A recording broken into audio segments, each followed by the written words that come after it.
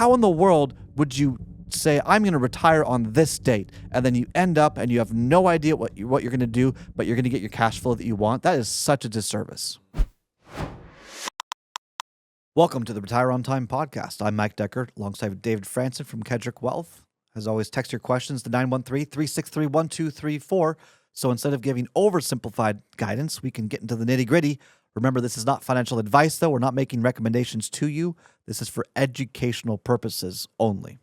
David, what do we got today? Hey, Mike, how do you coordinate the financial part of retirement with everything else? Yeah, so in my opinion, the financial services space does everyone a disservice by saying, how much income do you need, or how much income are you currently having? Great, here's how much you need to save. Buy this product, implement this single strategy or whatever it is, and you're good to retire. Sounds easy. Yeah, now you're forced to take a portfolio and an income stream based on that portfolio and all of the risks that may have been glossed over, all of the inefficiencies that are inherently built in, and say, build your life around this rigid strategy. Life's dynamic. It's extremely dynamic. So your needs may change. You may end up sad, lonely, and depressed 2 years into retirement, but you have to make it around this fixed income stream or this fixed strategy. That seems problematic to me. So in my mind, let's talk about the great picture and how I see things. All right. What are you going to do with your time? And I'm not saying, what's going to give you purpose, whatever. Let's not get existential here. How are you going to spend your time in retirement?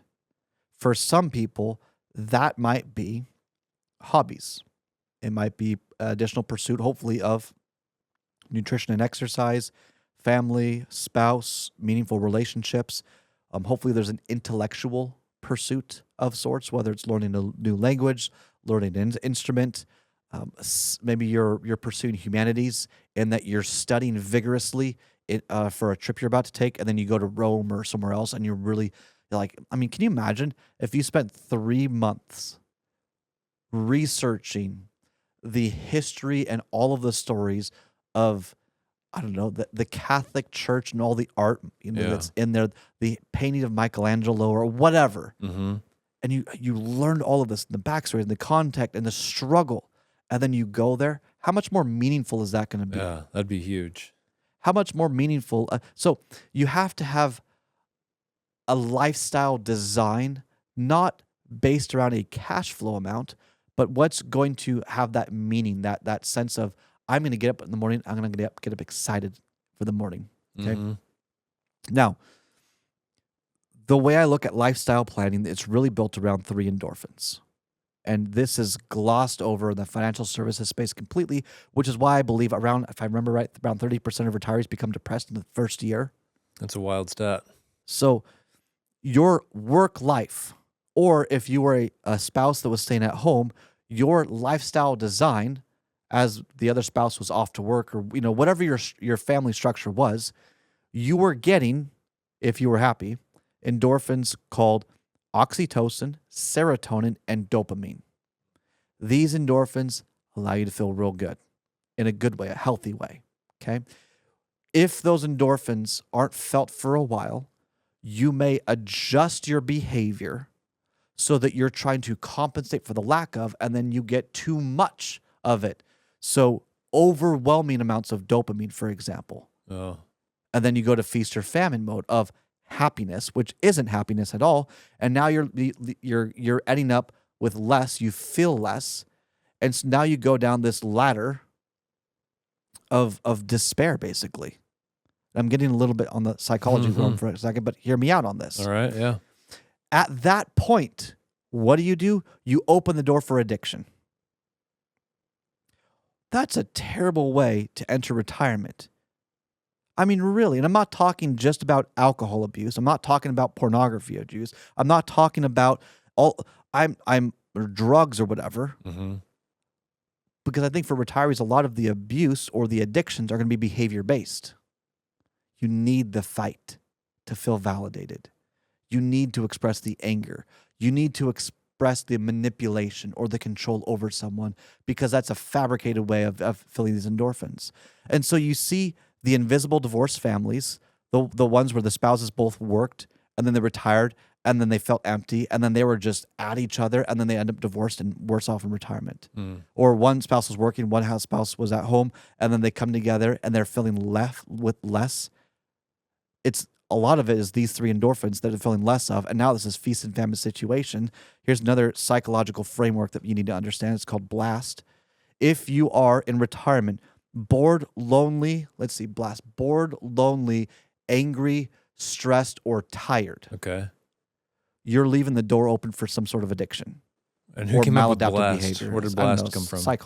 Psychologists. Yeah, that's so interesting. So the last thing you want is to feel bored, lonely, angry, stressed, or tired in retirement. Yeah.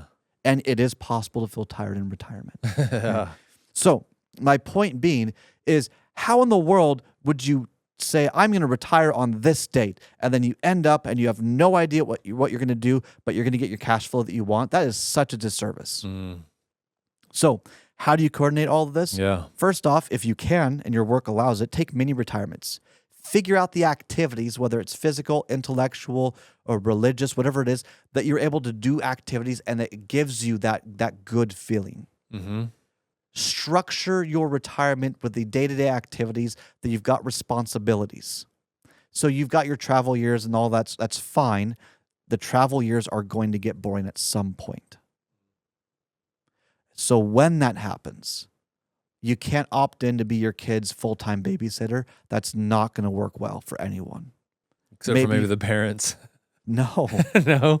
Not the parents of the grandkids? Then you get tired of your folks always coming over, and then they're intruding on your life, and then you have no privacy at that point, and then it's just now you've got a codependent relationship on both sides, and then the parents, not the retirees, but the parents of the kids, now have probably accidentally adjusted their lifestyle to this, and now they're getting tired of too much time together.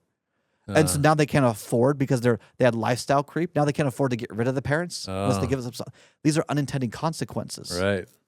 You've got to structure your lifestyle first.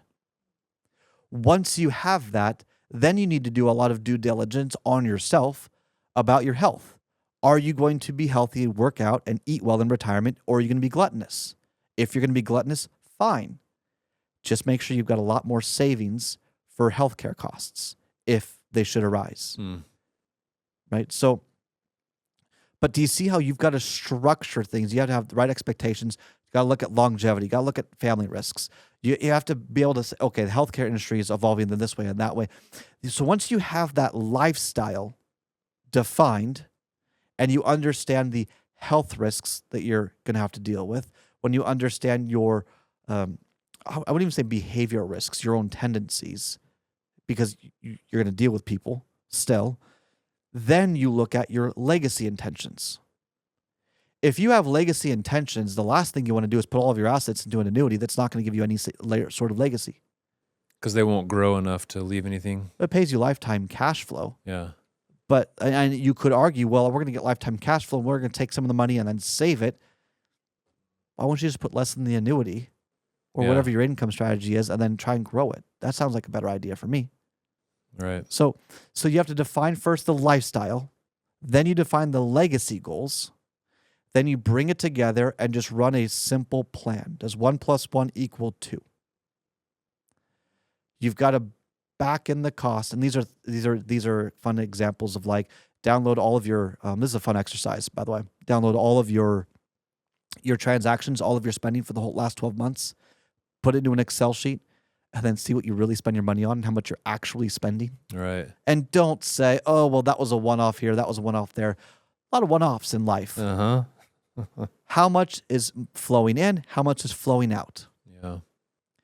Once you understand these aspects, then you can start to put the plan together. Maybe you're a high-income earner, but will end up spending less in retirement. Maybe you're a low-income earner, but you were disciplined about retirement, and you're trying to get comfortable with this idea that you've saved too much and you could spend more, but you have to figure out how to spend it. Spending more isn't a guarantee of more happiness, too. But you have to understand, if I spent more, will it bring me more happiness? Everyone has this kind of threshold. That research was done years ago. When they say money can't buy you happiness, what they're really saying is if you're a miserable person, more money isn't going to solve that. You just have to solve it yourself. It's an You have to look inward for that one. Right. So there's many dynamics that have to be addressed before you can go to step 2. Step 2 is, okay, you've got all that figured out. You've got a plan together. Now you have to implement the strategies that still help you with the market risks, help you with the inflation risk, help you with sequence of return risk, which is kind of like market risk, help you with tax risk, but also allows you to be flexible enough along the way that as your life dynamically evolves, so can your plan evolve with it. Okay. That makes sense. Yeah. And you listed a lot of risks there, though. I wonder if There's over 60 risks in our Retire on Time workbook. Wow. Over 60 risks. Most people can name 5 All right. that I've found. Yeah. And they kind of know the other ones, but they might not be able to articulate it as well. But that's fine. But there's a lot of risks people don't know exist. And you have to have a plan that at least that takes into account some of those risks or all of them. But notice how we did the lifestyle planning first. Mm-hmm. The financial planning was done second. So define what you want, and then Then back in the numbers. Yeah. Don't say what can my financial plan offer. I'm going to then work within these constraints. Yeah. You may be already able to retire. You may need to work 2 or 3 more years to get the life that you want. But in my mind, it's better to work 2 or 3 more years to get the life that you want than to retire now and have a compromised lifestyle for the rest of your life. Right. For decades, potentially more. And everyone is different. That's all the time we've got for today's show. If you enjoyed the show, and hopefully you did, don't forget to like, subscribe, wherever you get your podcast and or on YouTube. If you want help putting your lifestyle and legacy goals together, a plan, and so on, you can always go to Retire on Time for our tools, resources, and or you can schedule a call with one of our advisors to walk you through what could be done. As always, thank you for spending your time, your most precious asset with us today. We'll see you in the next show.